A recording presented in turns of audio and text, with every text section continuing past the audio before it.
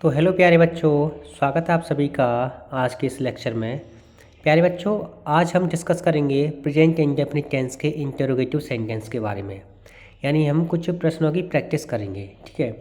प्यारे बच्चों, अगर आपने पिछले 3 लेक्चर नहीं देखे हैं ना, तो पिछले 3 लेक्चर देख के आना, तभी आपको प्रेजेंट इंडेफिनिट टेंस बहुत ही गहराई से समझ में आएगा। तो आइए बच्चों शुरू करते हैं। शुरू करने से पहले आपसे मेरा एक निवेदन है प्यारे बच्चों, अगर आपने चैनल को अभी सब्सक्राइब नहीं किया है तो प्लीज़ सब्सक्राइब कर लो और उस घंटी को दबा देना, जिससे कि टाइम टू टाइम आपको हर एक वीडियो का नोटिफिकेशन मिलता रहे।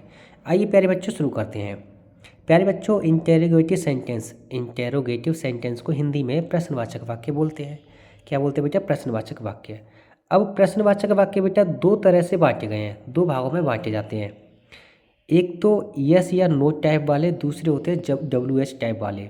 सर ये यस या नो टाइप क्या होता है, WH टाइप क्या होता है, ये प्यारे बच्चों आपको पता होना चाहिए। यस या नो टाइप वाले वाक्य वो होते हैं प्यारे बच्चों जब कोई वाक्य क्या से शुरू होता है और क्वेश्चन मार्क पे जाके ख़त्म हो जाता है। जैसे क्या तुम अंग्रेजी पढ़ते हो, क्या तुम स्कूल जाते हो, क्या तुम शराब पीते हो, क्या तुम सिगरेट पीते हो, क्या तुम कार चलाते हो, क्या तुम साइकिल चलाते हो, क्या तुम घूमने जाते हो, क्या तुम खाना खाते हो। ठीक है, इस टाइप के वाक्य, यानी ऐसे वाक्य जो क्या से शुरू होते हैं और क्वेश्चन मार्क के बजाय ख़त्म हो जाते हैं। अब प्यारे बच्चों आपके मन में डाउट आएगा कि WH टाइप क्या होता है सर। WH टाइप वाले वाक्य वो वाक्य होते हैं बेटा जब वाक्य यहाँ से शुरू होता है और बीच में, वाक्य के बीच में आपको शब्द दिख जाते हैं, कब, क्यों, कैसे, कौन, क्या, किसके लिए, किसके साथ, किससे, किस लिए, किसको, ये सभी, कितना, कितनी, कितने, कौन सा, कौन सी, ये सभी प्रश्नवाचक वाक्य हैं जो बेटा आपको वाक्य, प्रश्नवाचक शब्द है बेटा जो आपको वाक्य के बीच में दिख जाते हैं। जब ऐसे जब ऐसे शब्द प्रश्नवाचक वाक्य के बीच में आते हैं ना, तो उनकी अंग्रेजी बनाने का नियम अलग होता है। और जब कोई वाक्य क्या से शुरू होता है तो उसकी अंग्रेजी बनाने का नियम अलग होता है। तो आइए बच्चों एक एक से हम इन सभी प्रकार के वाक्यों को डिस्कस करते हैं, समझते हैं। प्यारे बच्चों पहला सवाल है, पहला वाक्य, क्या तुम अंग्रेजी पढ़ते हो। प्यारे बच्चों ये सवाल है यस या नो टाइप का, क्योंकि यहाँ वाक्य किस से शुरू हो रहा है बेटा? क्या से। तो आपने पहचान लिया कि वाक्य किस टाइप का है, प्रश्नवाचक वाक्य है, लेकिन किस टाइप का, यस या नो टाइप वाक्य का। तो कैसे करते हैं? सबसे पहले बच्चों इस प्रकार के वाक्यों को बनाने के लिए आपको डू या डज सबसे पहले रखना पड़ता है। अब डू या डज इन दोनों में से किसी एक को पहले रखेंगे, ये डिपेंड करता है कर्ता एक वचन है या कर्ता बहुवचन। अगर कर्ता बहुवचन है तो डू लगाएंगे, कर्ता एक वचन तो डज लगाएंगे। यहाँ पर कर्ता तुम बहुवचन है तो क्या लगाएंगे? डू। उसके बाद कर्ता कौन है? तुम, तो तुम की यू। उसके बाद क्रिया की फर्स्ट फॉर्म, क्रिया क्या है? पढ़ना। पढ़ना की होता है बेटा रीड। क्या पढ़ रहा है बेटा? ऑब्जेक्ट क्या है? अंग्रेजी यानी इंग्लिश। You read English. ठीक है प्यारे बच्चों। प्यारे बच्चों अगला एग्जाम्पल है, क्या वह इस गांव में रहता है। वाक्य क्या से शुरू हुआ है तो वाक्य की अंग्रेजी बनाते समय में डू या डज में से कुछ एक लगाना पड़ेगा। वो डिपेंड करेगा कि कर्ता एक वचन है या कर्ता बहुवचन है। क्या वह एक वचन है तो लगाएंगे डज। उसके बाद ही, उसके बाद बेटा लगाएंगे क्रिया की फर्स्ट में। क्रिया क्या है? लिव। लिव माने रहना। Does he live. ऑब्जेक्ट क्या है बेटा? इन दिस गांव, इन दिस विलेज, इन में की होगी इन, इसकी हो गया दिस, और गाँव की होगी विलेज। उसके बाद क्वेश्चन मार्क दोनों जगह लगेगा बेटा। ठीक है बेटा। आइए अगले कुछ एग्जांपल करते हैं। प्यारे बच्चों मैं दावा करता हूँ कि आपकी अंग्रेजी, आपसे एक भी टेंस गलत नहीं होगा अगर आपने ये क्लासेस कंटिन्यू निरंतर एक क्रमबद्ध तरीके से देख ली तो। ठीक है प्यारे बच्चों, क्या मैं तुम्हें अंग्रेजी पढ़ाता हूँ।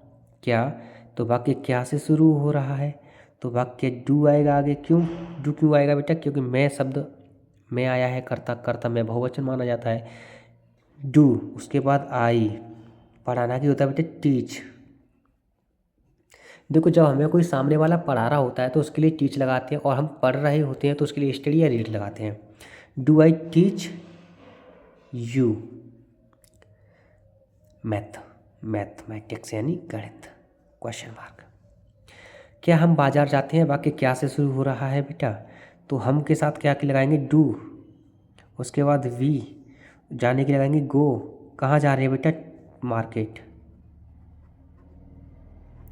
Do we go to market question mark. Mohan गणित क्यों पढ़ता है। अब बेटा ये ऐसे वाक्य हैं जो प्रश्नवाचक शब्द वाक्य के बीच में आ रहा है। जब प्रश्नवाचक शब्द वाक्य के बीच में आता है तो इसकी अंग्रेजी बनाने का नियम ये है कि जो वाक्य बीच में आता है उसकी अंग्रेजी रख दो पहले तो, उसके बाद डू या डज में से कुछ एक लगेगा। ये कर्ता पर डिपेंड करता है कि कर्ता एक वचन या बहुवचन। उसके बाद कर्ता, उसके बाद क्रिया की फर्स्ट फॉर्म, उसके बाद ऑब्जेक्ट लगाते हैं बेटा। आई होप आप समझ जाएंगे, बस थोड़ा ध्यान से सुनना। तो सबसे पहले आपको पता होनी चाहिए क्यों की अंग्रेजी। क्यों की अंग्रेजी होती है बेटा वाई। उसके बाद डू या डज में से एक लगाएंगे।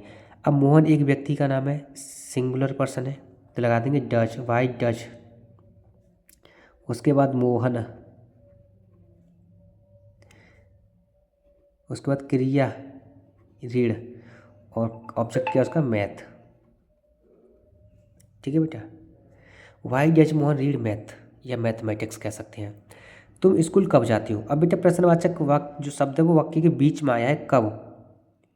तुम स्कूल कब जाते हो, तो कब की अंग्रेजी पहले रखो वैन। उसके बाद डू लगाएंगे या डज लगाएंगे। डू लगाएंगे क्योंकि कर्ता कैसा है, तुम बहुवचन है, तो when do you, when do you जाना कि क्या है बेटा, गो क्रिया की फर्स्ट फॉर्म, गो टू कहाँ, स्कूल बेटा।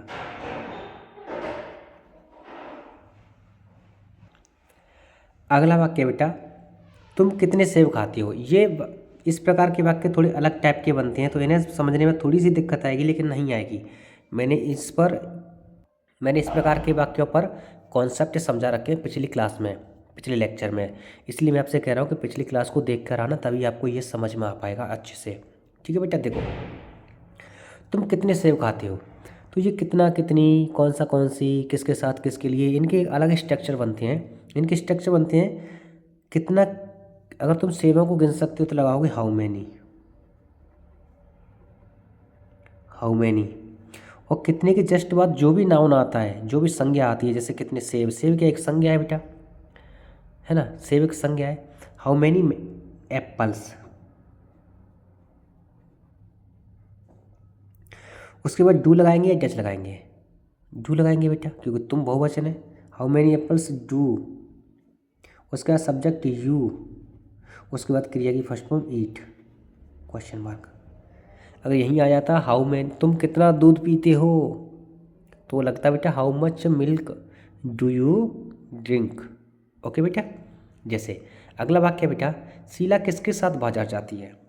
शीला किसके साथ, तो किसके साथ, इस पूरे वाक्य की शब्द की अंग्रेजी लगती है विद हुम। मैंने पिछले लेक्चर में बहुत ही डिटेल में समझा के रखा है विद हुम, आप चाहकर पिछला वाला लेक्चर जरूर देख लेना बेटा। ठीक है, विद हुम शीला किसके साथ बाजार जाती है। उसके बाद हेल्पिंग वर्ब शीला के साथ लगाएंगे does, Sheila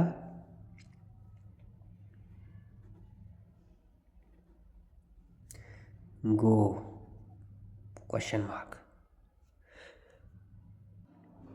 goes to market. अब जब मार्केट हुई है ना ऑब्जेक्ट इसमें, गो टू मार्केट, वहाँ लगा देंगे क्वेश्चन मार्क। मोहिनी कौन से गीत गाती है, कौन से गीत, तो कौन सा, कौन सी, कौन से, इसकी स्पेलिंग होती है बेटा विच।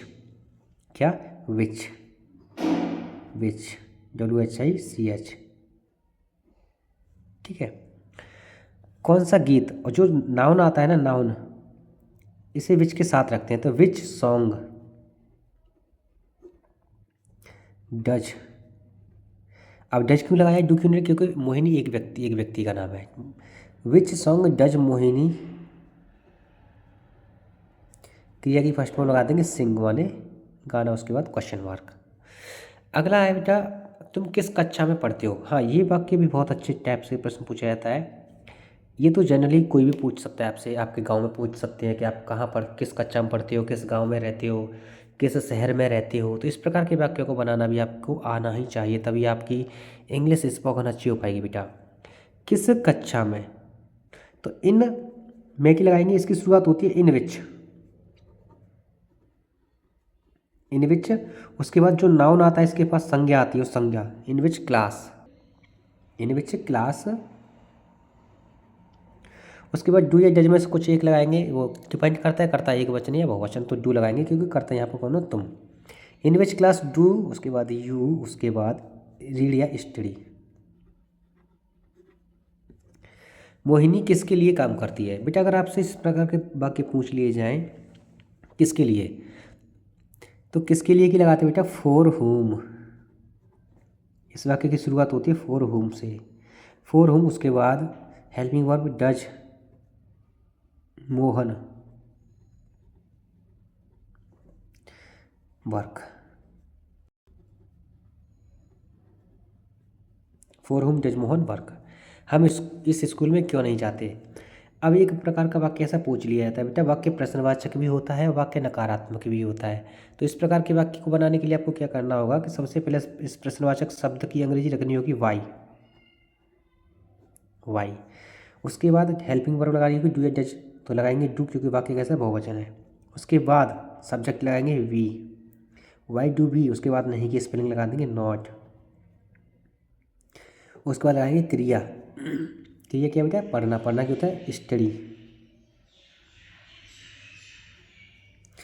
हम इस स्कूल में पढ़ने क्यों नहीं आते? Why we do not study in this school.